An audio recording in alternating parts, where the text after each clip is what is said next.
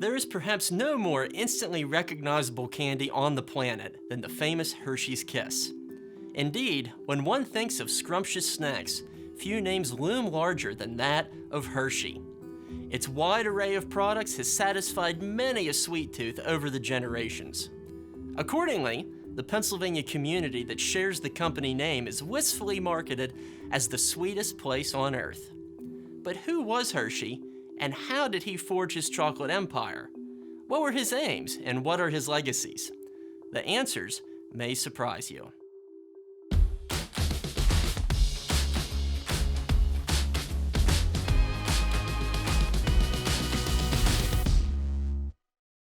Milton S. Hershey was born on September 13, 1857 in Derry Township, Pennsylvania, to Henry and Fanny Hershey, both of whom hailed from old Mennonite stock. Henry's many failed business ventures led to friction within the family, resulting in his separation from Fanny when Milton was a teenager. Relocated to Lancaster with his mother, young Milton soon obtained a position at an ice cream parlor in what was one of the nation's richest dairy belts.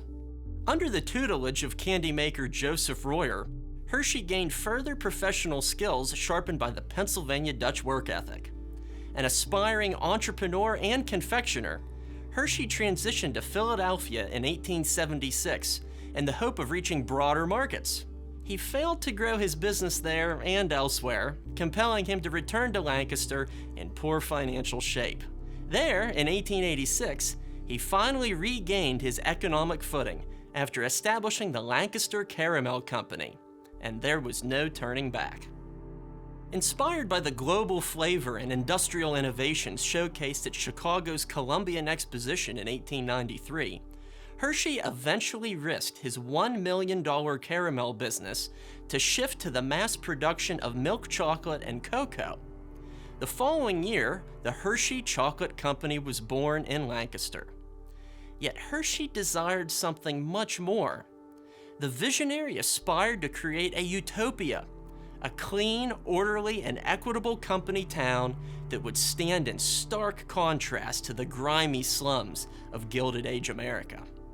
Perhaps nostalgic for the agrarian landscape of his childhood, he sought to purchase 1,200 acres of lush pasture in Dauphin County's Derry Township. The 2-year project to construct the largest chocolate factory in the world was completed in 1905.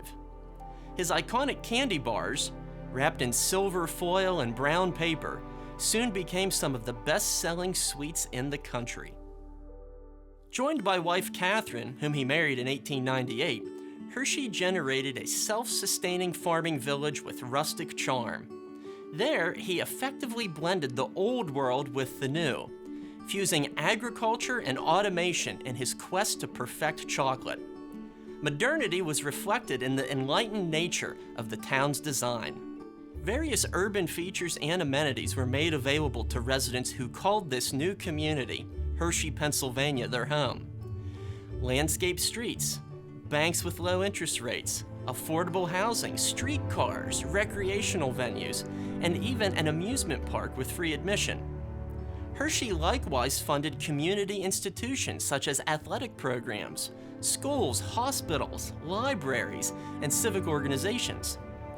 This mindset proved mutually beneficial. Not only could Hershey take the moral high road in this era of widespread worker abuse, but so too could he buy the loyalty of workers and their families.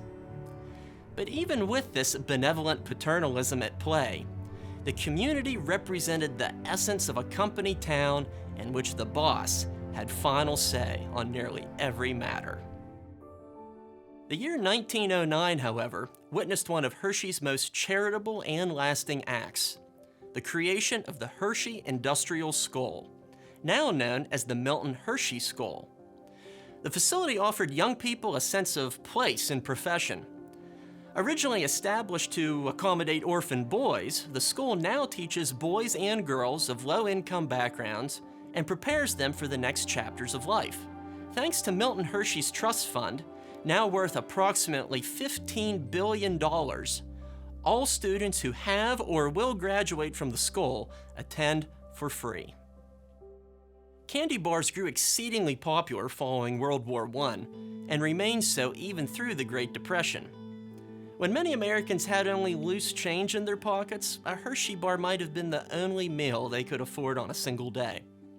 Back in Hershey itself, the so-called Chocolate King attempted to stem the tide of economic downfall by hiring 600 workers to build and staff the new Hotel Hershey, an ornate downtown theater, a stadium, and a massive sports arena.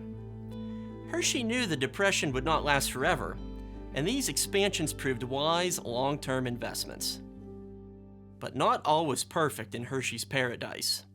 The Depression weakened company sales and workers were inevitably laid off. All the while, certain immigrant employees were sometimes relegated to lower-paying positions. The harmonious environment Hershey boasted of seemed at risk. In 1937, labor union members of the United Chocolate Workers successfully petitioned for higher wages, but soon suspected that Hershey was retaliating when scores were laid off just weeks later. That April, over 600 Hershey employees ceased their work in protest.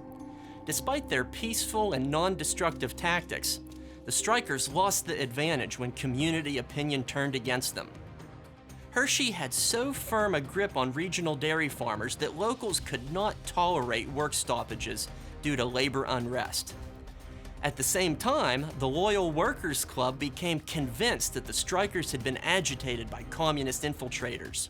Alongside area farmers, the Loyalists stormed the plant and drove the strikers out by force. The town had seemingly demonstrated loyalty to its founder, but at what cost? The strike deflated Milton Hershey, now an old man and a widower who resided alone in a simple apartment in the Hotel Hershey. Were the company's best days behind it? Ironically, the Second World War offered renewal to the Hershey Company. Not only did the treats become favorites of service members on Army bases and naval stations, but the company also devised a specialty chocolate bar for overseas nutrition. The blandly named Ration D bar was designed to withstand temperatures over 100 degrees, ideal for storage in the humid South Pacific. Unlike most Hershey candies, this bar was meant to taste like a boiled potato, not intended to be consumed as a leisurely snack, but an emergency ration bar of high caloric value. Battlefront soldiers bemoaned its dull flavor, but were thankful for its practical uses as survival food. Hershey did not live long past that busy and productive time for his company. Milton passed away on October 13, 1945 at age 88. He was buried alongside Catherine, who had died over 30 years prior. Nearly 2 decades after Milton Hershey's passing, the foundation bearing his name donated $50 million to construct what is now the Penn State Health Milton S. Hershey Medical Center, which operates as an academic medical and pediatric treatment facility. The center, among many others, stands as a strong, tangible legacy of the Chocolate King. Milton Hershey's worldviews lead to all manner of conversation about the value of labor and quality of life, even in modern society. Some critics argued in 2007 that the Hershey Company had lost its way when it cut 1,500 American jobs to relocate certain operations to a cost-efficient manufacturing plant in Mexico. In 2019, company representatives indicated they could not guarantee its chocolate was produced without child labor overseas. How might Milton Hershey have responded to these developments? More importantly, what lessons can we learn from the Chocolate King today? Thanks for joining us on this episode of Pass PA. In the comments section below, tell us what people, places, and products you'd like to see featured in future episodes as we explore the Commonwealth's history. We'll see you next time, and until then, stay curious.